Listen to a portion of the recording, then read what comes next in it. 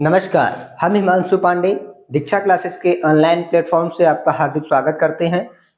आपको हम वर्णमाला पढ़ा रहे थे। वर्णमाला के बारे में हमने सब कुछ बता दिया था और एक सबसे पहले स्वर पर हमने क्वेश्चनायर किया था और तुम्हारा एक व्यंजन पर किया था मिक्स करके। महामैराथन क्लास चलाई थी। आज कुछ जो नोट्स पॉइंट बचे हैं या जो क्वेश्चन बचे हैं वो सभी पॉइंट अब देख लीजिएगा। उसके पहले एसएससी जीडी में चयनित सभी छात्रों को हार्दिक शुभकामनाएं। जितने भी छात्र हैं सभी को हार्दिक शुभकामनाएं। कल तुम्हारा एसएससी जीडी का रिजल्ट आया, सभी ने देखा। जिनका जिनका सिलेक्शन हुआ, जो चयन हुए, उन सभी को हार्दिक शुभकामनाएं। जैसा कि कहा जाता है कि जीत और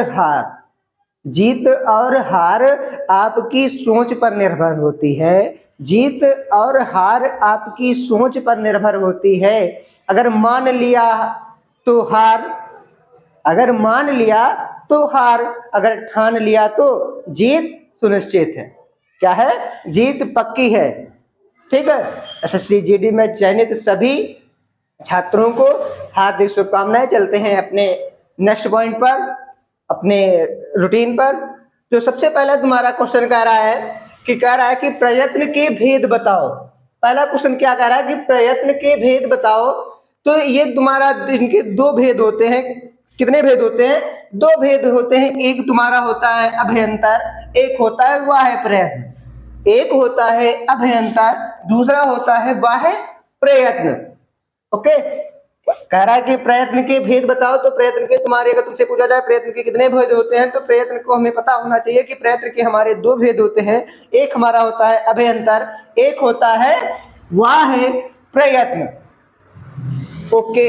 अगला क्वेश्चन तुम्हारा कह रहा है तालव्य का उच्चारण स्थान बताओ। मतलब जिनको उच्चारित करने में कहा जाता है उच्चारण स्थान तालु, किसका होगा? तो लिखा है हमने, तालु का मतलब होता है तालु मुख के भीतर छत का पिछला भाग। मतलब जिनको उच्चारण करने में जीभ जो है, ये तुम्हारा अगला भाग ऊपर वाले तलवे को स्पर्श करे, वहां पर तुम्हारा तालु या तालव्य होगा। ये तुम्हारा चा वर्ग वाला तुम्हारा आएगा। चा वर्ग छा, मतलब चा को बोलो तो तुम्हारी जीभ का अग्रभाग ऊपर वाले तलवे को जरूर स्पर्श करता हुआ नजर आएगा या आपको महसूस होगा। अगला पॉइंट कह रहा है कि मूर्धा का उच्चारण स्थान क्या होगा? मूर्धा या मूर्धन्य का उच्चारण स्थान क्या होगा? तो कहा जाता है या लिखा है या हम स्वयं समझ सकते हैं कि मुख के भीतर छत का अगला भाग, मतलब अपने मुख में जीभ का अगला भाग डमरू का आकार या तलवे के थोड़ा ऊपर स्पर्श करे, या जब जीभ हमारी ऊपर डमरू का आकार ले लेती है वहां पर मूर्धा होता है। या जिन शब्दों को बोलने के लिए, जिन वर्णों को बोलने के लिए जब जीभ का अग्रभाग हमारे तलवे के ऊपर वाले, मतलब बहुत ऊपर लगे, या जीभ हमारे डमरू का आकार ले ले, तो वहां पर मूर्धा या मूर्धन्य कहलाता है। जैसे तुम्हारा ठा, मतलब टा या ठा या टा वर्ग का जितने भी लेटर्स हैं सबको बोलो तो तुरंत जीभ तुम्हारी क्या होगी? डमरू का आकार ले लेगी। जहां पर डमरू का आकार लेगी तो वहां पर तुम्हारा मूर्धा या मूर्धन्य के नाम से जाना जाएगा। अगला कह रहा है कि दंत का उच्चारण स्थान क्या होगा? पहले हमने तालु पढ़ा, फिर मूर्धा पढ़ा, फिर हमको क्या बताना है? दंत का बताना है। तो दंत का उच्चारण स्थान करने के समय जो हमने लिखा है पहले वो देख लेना। लिखा है कि ऊपरी दांत के निकट से, जैसे अगर तुमको दंत पूछा जाए और तुम्हारे पास दंत में ता वर्ग था, मतलब ता वर्ग के सारे लेटर हो, अगर कहा जाए स्वयं आप पढ़ो ता था दा, तो जीभ का अग्रभाग किसमें स्पर्श हो रहा है? दांतों में स्पर्श हो रहा है। जब तुम्हारे जीभ का अगला भाग दांतों में स्पर्श होगा तो वहां पर दंत या दंती कहलाएगा। तो उनका उच्चारण स्थान दंती के निकट सम्मुख होगा। अगला है ओष्ठ्य। ओष्ठ्य का उच्चारण स्थान क्या होगा?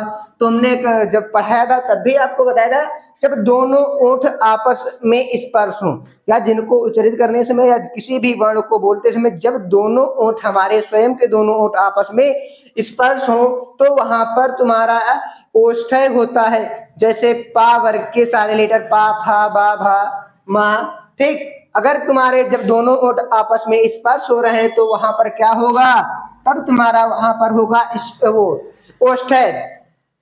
ओके। अगला क्वेश्चन कह रहा है वर्तस्य का उच्चारण स्थान क्या होता है। बहुत अच्छा पॉइंट, कायदे में देख लेना। कह रहा है कि वर्तस्य का उच्चारण स्थान क्या होता है।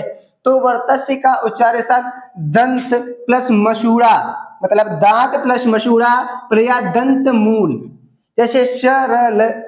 ठीक।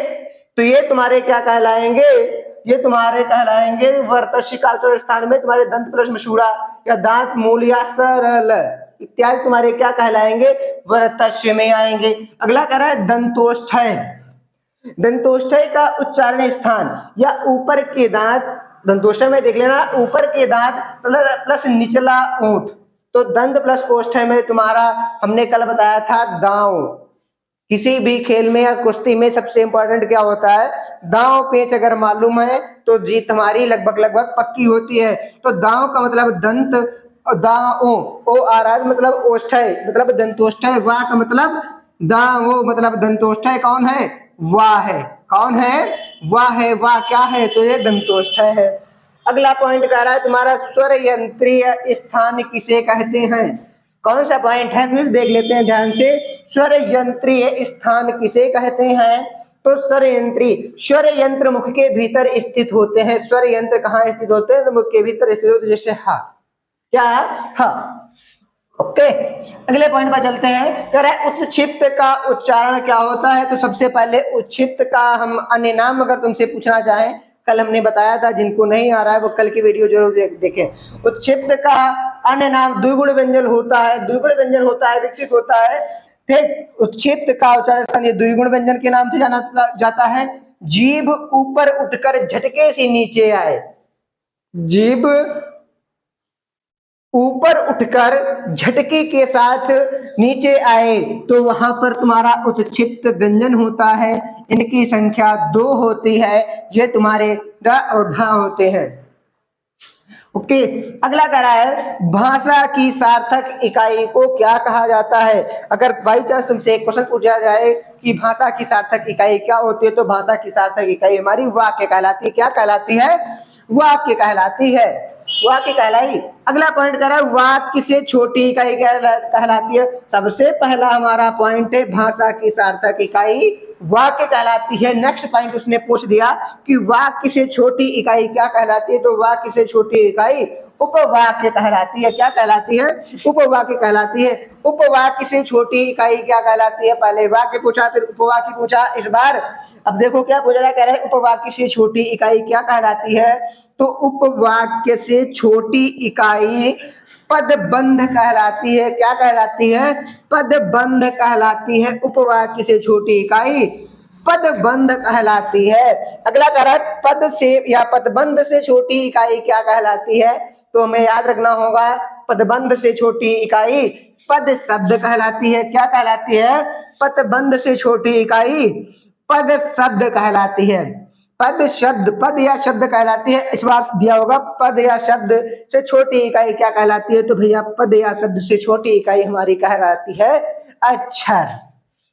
क्या कहलाती है, अक्षर। अगला पॉइंट कह रहा है कि अक्षर से छोटी इकाई क्या कहलाती है। तो अक्षर से छोटी इकाई हमारी क्या कहलाएगी। तो ये हमारी कहलाएगी ध्वनि वर्ण। क्या कहलाएगी, ध्वनि वर्ण कहलाएगी। जैसे तुम्हारा राम, राम लिखा हो, केवल राम लिखा हो, तो राम में अगर तुम्हारा अक्षर पूछा जाए, क्या पूछा जाए, राम में कितने वर्ण हैं। तो ये हमें पता है कि राम में 2 वर्ण है, रा और मा। लेकिन इसमें अक्षर पूछे जाए तो ये तुम्हारा बनेगा रा धन बड़ा आ। क्या बनेगा, रा धन बड़ा आ। फिर तुम्हारा इधर तुम्हारा बनेगा मा धन आ। क्या बनेगा, रा धन बड़ा आ। कि जो माँ को तोड़ेंगे माँ धन आ बनेगा। तो 1 2 3 4। तो राम में कितने अक्षर आए, तो 4। अगर वर्ण की बात की जाए तो कितने आएंगे, 2 आएंगे। इसी प्रकार से अगला जैसे कोई भी उठा लो, जैसे तुम्हारा दिया हुआ है विवेक, विवेक है तो विवेक को आप तोड़ के बताओ। अगला नीरज के तोड़ के बताओ, इत्यादि शब्द तोड़ के बताओ, कमेंट में बताइएगा सभी लोग। अगला कह रहा है कौन सी देवनागरी लिपि की ध्वनियां हैं? कौन सी देवनागरी लिपि की ध्वनियां हैं? टोटल वर्ण तुम्हारे स्पर्श व्यंजन वाले वर्ण क्या कहलाएंगे? देवनागरी लिपियां हैं। अगला कह रहा है कि पाणिनि शिक्षा से ध्वनियों को किन 5 आधारों पर वर्गीकृत किया गया है? तुम्हारे लेखक हैं पाणिनि, जिसे कह रहा है कि पाणिनि शिक्षा में ध्वनि को किन 5 आधारों पर वर्गीकृत किया गया है? तो इनके जो 5 काल हैं, जो 5 आधार हैं या जो 5 भागों में खंडित हैं, उनके नाम जरा देख लीजिएगा। तो सबसे पहले कह रहा है नंबर 1 में बांटा गया स्वर, नंबर 2 का बांटा गया काल, नंबर 3 स्थान, नंबर 4 प्रयत्न, नंबर 5 अनुप्रदान। क्या क्या बांटा गया? नंबर 1 स्वर, नंबर 2 काल, नंबर 3 प्रयत्न, नंबर 4 स्थान, नंबर 5 अनुप्रदान। इनको हमने बांट दिया। मिलते हैं आपको अब हम नए वीडियो में। तब तक के लिए वर्णमाला के सारे वीडियो देखिएगा, अच्छे से नोट्स बनाइए, और जहां पर भी कोई भी दिक्कत आप लोगों को लगती है तो जरूर बताइए, और वो हम बताने का प्रयास जरूर अगले वीडियो में करेंगे। जहां पर तुम्हारा कुछ गड़बड़ लग रहा हो या आपको समझ में नहीं आ रहा है, उस बारे में आप हमें कमेंट करके बताइए। अगर हमारे क्लास वाले हैं या ऑफलाइन वाले हैं, उनको हम यहाँ बताते हैं। अगर जो जितने भी छात्र हमसे जुड़े हैं या जितने हमारे प्यारे भाई बहन जुड़े हैं, वो सब लोग बताओ, और सभी को जहां तक हमारी कोशिश रहेगी फिर से हम अच्छे से बताएंगे। तब तक के लिए धन्यवाद। मिलते हैं नेक्स्ट वीडियो में। तब तक के लिए आप लाइक शेयर कमेंट जरूर करिएगा, ज्यादा से ज्यादा आप लोग शेयर करें। जितना कमेंट लाइक होंगे उतना बढ़िया रहेगा, और हम भी मनोबल हमारा टूटेगा नहीं, और अच्छे से अच्छा हम लोग प्रयास करेंगे। आप सभी के लिए धन्यवाद।